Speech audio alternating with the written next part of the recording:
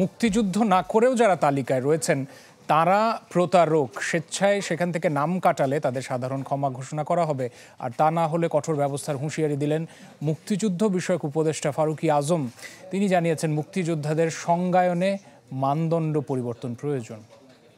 বছর শেষের খুশি নগদে হবে বেশি। নগদ পেমেন্টে নির্দিষ্ট ক্যাটাগরির কেনাকাটায় ৩০০ টাকা পর্যন্ত ক্যাশব্যাক ধারণ করে মুক্তিযুদ্ধ বিষয়ক মন্ত্রণালয় শহীদ বুদ্ধিজীবী ও মহান বিজয় দিবস উপলক্ষে জাতীয় কর্মসূচির বিস্তারিত তুলে ধরতে মুক্তিযুদ্ধ বিষয়ক মন্ত্রণালয়ে এ সংবাদ সম্মেলন ও গাইডলাইন প্রস্তুত করার কার্যক্রম, যেখানে ভাতাপ্রাপ্ত বীর মুক্তিযোদ্ধা ও সরকারি চাকরিতে মুক্তিযোদ্ধা কোটায় নিয়োগপ্রাপ্তদের সংখ্যা তুলে ধরেন মুক্তিযুদ্ধ বিষয়ক উপদেষ্টা ফারুকী আজম।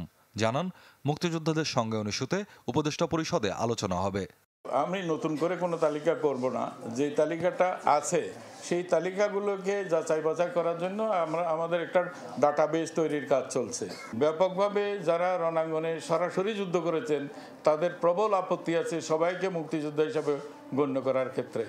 এক্ষেত্রে আমরা মুক্তিযোদ্ধার যে সূত্র, সেই সূত্রেরও একটু পরিবর্তন আনা দরকার। এই জন্য এটা আইন সংশোধনের প্রয়োজন আছে। এটা উপদেষ্টা কাউন্সিলে এই বিষয়টা উত্থাপন হবে। উপদেষ্টা বলেন, অমুক্তিযোদ্ধা হয়েও যারা তালিকাভুক্ত হয়েছেন তারা স্বেচ্ছায় তালিকা থেকে বের হয়ে গেলে সাধারণ ক্ষমা পেতে পারেন, না হলে অভিযুক্ত হবেন প্রতারণার দায়ে। যারা অমুক্তিযোদ্ধা এইভাবে মুক্তিযোদ্ধা হয়ে এসছেন তারা যেন স্বেচ্ছায় এখান থেকে চলে যান, স্বেচ্ছায় যেন চলে যান। সেই কারণে যদি যায় তাহলে হয়তো তারা সাধারণ ক্ষমাও পাইতে পারে।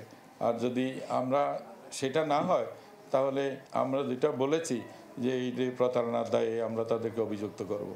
মন্ত্রণালয়ের তালিকা অনুযায়ী শহীদ বুদ্ধিজীবী ৫৬০ জন বলে জানান উপদেষ্টা।